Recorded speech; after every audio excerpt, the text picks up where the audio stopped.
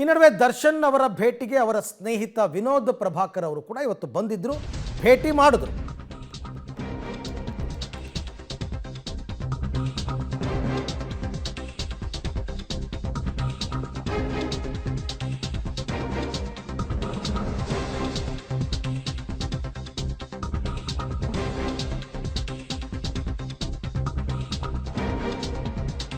Okay, Darshan ಅವರನ್ನ ಭೇಟಿ ಮಾಡಿದ್ದಾರೆ ಅವರ ಸ್ನೇಹಿತ ವಿನೋದ್ ಪ್ರಭಾಕರ್. ದರ್ಶನ್ ಅವರನ್ನು ಮಾತನಾಡಿಸಿ ವಾಪಸ್ಸಾಗಿದ್ದಾರೆ. ಅವರು ರಿಯಾಕ್ಟ್ ಕೂಡ ಮಾಡಿದ್ದಾರೆ. ಹೌದು, ದರ್ಶನ್ ಅವ್ರನ್ನ ಮಾತನಾಡಿಸಿದೆ, ಅವರು ಫುಲ್ ಸೈಲೆಂಟ್ ಆಗಿದ್ದರು ಅಂತ ರಿಯಾಕ್ಟ್ ಕೂಡ ಮಾಡಿದ್ದಾರೆ ವಿನೋದ್ ಪ್ರಭಾಕರ್. ಯಾಕೆಂದರೆ ನಿನ್ನೆ ಎಲ್ಲ ಗೌರ್ನಮೆಂಟ್ ಹಾಲಿಡೇ ಇದ್ದಿದ್ದರಿಂದ ಯಾರಿಗೂ ಸಂದರ್ಶಕರಿಗೆ ಭೇಟಿ ಮಾಡೋದಕ್ಕೆ ಅವಕಾಶ ಕೊಟ್ಟಿರಲಿಲ್ಲ, ಇವತ್ತು ಕೊಟ್ಟಿದ್ದಾರೆ. ಆಗಬಾರ್ದಾಗಿತ್ತು. ಎಲ್ರಿಗೂ ನಿಮ್ಗೆ ಎಷ್ಟು ಗೊತ್ತಿದೆ ಅಷ್ಟೇ ನನಗೂ ಗೊತ್ತಿರೋದು. ಯಾಕಂದರೆ ನಾನು ಅವ್ರನ್ನ ದರ್ಶನ್ ಸರ್ ಅವ್ರನ್ನ ಮೀಟ್ ಮಾಡಿ ಒಂದು 4 ತಿಂಗಳಾಗಿತ್ತು. ಅವ್ರ ಬರ್ಡೇಗೆ ಮೀಟ್ ಮಾಡಿದ್ದು. ಪೂರ್ಣೇಶ್ವರಿ ಸ್ಟೇಷನ್ ಹತ್ರ ಹೋಗೋಕ್ಕೆ ಟ್ರೈ ಮಾಡಿದೆ ಮೀಟ್ ಮಾಡಬೇಕು ಅಂತ, ಅಲ್ಲೂ ಆಗಲಿಲ್ಲ. ಬಟ್ ಇಲ್ಲಿ ನನಗತ್ತು ಭೇಟಿ ಮಾಡ್ಕೊಂಬಂದೆ. ಮೌನವಾಗಿದ್ದರು, ಸುಮ್ಮನೆ ವಿಶ್ ಮಾಡಿದೆ. ಅವರು ಸರಿ ಅಂದರು. ಒಂದೇ ಒಂದು ಸೆಕೆಂಡ್ ಅಷ್ಟೇ ಶೇಕ್ ಹ್ಯಾಂಡ್ ಮಾಡಿದೆ, ಬಂದೆ. ನಾನು ಏನೂ ಮಾತಾಡಿಲ್ಲ, ಅವರು ಮಾತಾಡಿಲ್ಲ. ನಾನು ಸುಮ್ಮನೆ ಟೈಗರ್ ಅಂದರು, ಬಾಸ್ ಅಂದೆ ಅಷ್ಟೇ. ನನಗೂ ಈ ಒಂದು ಇದರಲ್ಲಿ ಯಾಕಂದರೆ ಈಗ ಬೇರೆ ಎಲ್ಲ ಕಡೆನೂ ಬೇರೆ ಥರದ್ದು ನಾವು ಮೀಟ್ ಮಾಡಿದ್ದೀವಲ್ಲ, ನನಗೇನು ಮಾತಾಡಲಿಲ್ಲ. ಸರಿ ಆಯಿತು ಅಂತ ಬಂದ್ಬಿಟ್ಟೆ.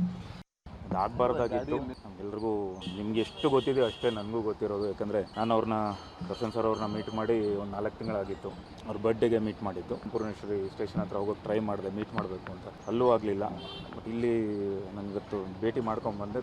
ಮೌನವಾಗಿದ್ದರು, ಸುಮ್ಮನೆ ವಿಶ್ ಮಾಡಿದೆ. ಅವರು ಸರಿ ಅಂದರು. ಒಂದೇ ಒಂದು ಸೆಕೆಂಡ್ ಅಷ್ಟೇ ಶೇಕ್ ಹ್ಯಾಂಡ್ ಮಾಡಿದೆ, ಬಂದೆ. ನಾನು ಏನೂ ಮಾತಾಡಿಲ್ಲ, ಅವರು ಮಾತಾಡಿಲ್ಲ. ನಾನು ಸುಮ್ಮನೆ ಟೈಗರ್ ಅಂದರು, ಬಾಸ್ ಅಂದೆ ಅಷ್ಟೇ.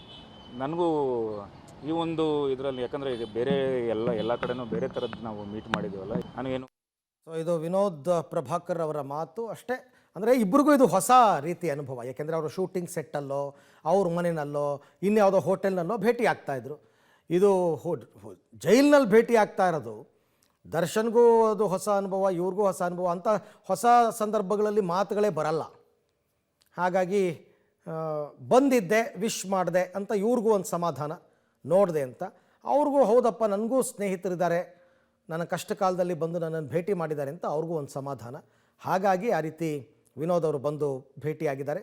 ವಿಜಯಲಕ್ಷ್ಮಿ ಅವರು ಪತ್ನಿ ಸಹಜವಾಗಲೇ ಬರಲೇಬೇಕು, ಬಂದು ಅವರು ಕೂಡ ಭೇಟಿ ಮಾಡಿದ್ದಾರೆ ಅಂತಕ್ಕಂಥ ಮಾಹಿತಿ ಸದ್ಯಕ್ಕೆ ಬರ್ಬೋದು. ಇನ್ನು ನಿರ್ಮಾಪಕರುಗಳು ಅಥವಾ ದರ್ಶನ್ ಅವರಿಗೆ ಸ್ನೇಹಿತರು ಎಲ್ಲ ಬರ್ಬೋದು. ಈ ಎಲ್ಲ ವಿಚಾರಕ್ಕೆ ಸಂಬಂಧಪಟ್ಟಂತೆ ಮತ್ತಷ್ಟು ಮಾಹಿತಿ ನನ್ನ ಕೊಲೀಗ್ ಅಂಬರೀಷ್ ಅವರಿಂದ ಪಡ್ಕೊಳ್ಳೋಣ. ಅಂಬರೀಷ್, ಇವತ್ತು ದರ್ಶನ್ ಅವ್ರನ್ನ ಯಾರ್ಯಾರು ಭೇಟಿ ಆದರೂ, ಯಾರ್ಯಾರಿಗೆ ಅವಕಾಶ ಸಿಕ್ತು, ವಿಜಯಲಕ್ಷ್ಮಿ ಅವರು ಕಾರು ಬದಲಾಯಿಸಿ ಬಂದ ಉದ್ದೇಶ ಏನು ಅಂತ?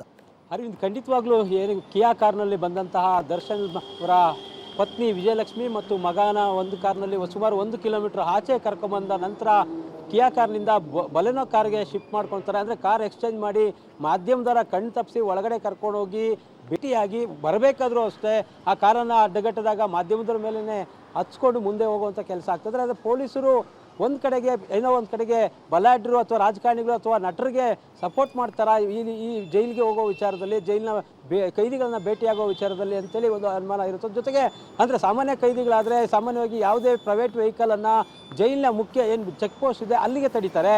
ಆದರೆ ಇಲ್ಲೊಂದು ಕಡೆಗೆ ನೋಡಿದ್ರೆ ಪ್ರಭಾವಿಗಳಂದ ತಕ್ಷಣ ನೇರವಾಗಿ ಪೊಲೀಸರೇ ಜೊತೆಯಲ್ಲಿ ಕರ್ಕೊಂಡೋಗಿ ಭೇಟಿ ಮಾಡಿಸೋದಕ್ಕೆ ಅವಕಾಶ ಇದೆಯಾ ಅಥವಾ ಆ ರೀತಿ ಯಾವುದಾದ್ರೂ ಒಂದು ಕಾನೂನು ಇದೆಯಾ ಅನ್ನೋ ಪ್ರಶ್ನೆ ಮೂಡ್ತಾ ಇರೋಂಥದ್ದು.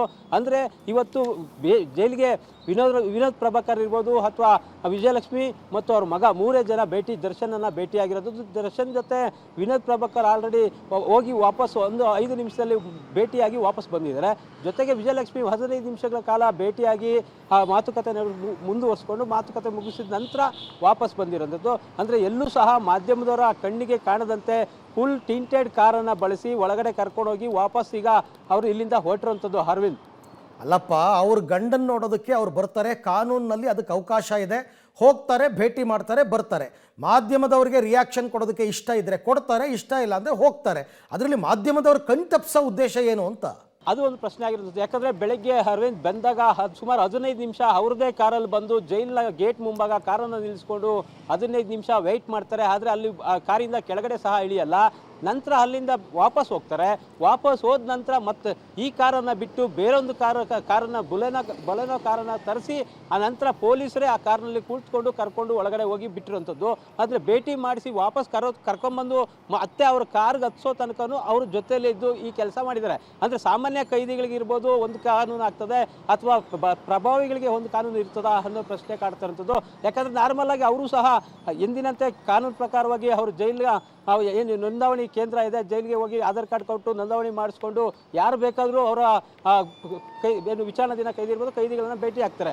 ಆದರೆ ಎಲ್ಲ ಒಂದು ಕಡೆಗೆ ಈ ರೀತಿ ಪ್ರೈವೇಟ್ ವೆಹಿಕಲ್ನ ಒಳಗಡೆ ಕರ್ಕೊಂಡೋಗಿ ಜೈಲಿನ ಒಳಗಡೆ ಕರ್ಕೊಂಡು ಹೋಗ್ತಾರೆ ಅಂದರೆ ಒಂದು ಪ್ರಶ್ನೆ ಮೂಡುವಂಥದ್ದು, ಈ ಒಂದು ಪ್ರಶ್ನೆ ಮೂಡ್ತಾ ಇರೋಂಥದ್ದು. ಅರವಿಂದ್, ಥ್ಯಾಂಕ್ ಯು ಅಂಬರೀಶ್, ತಮ್ಮ ಎಲ್ಲ ಮಾಹಿತಿಗಾಗಿ ಧನ್ಯವಾದ.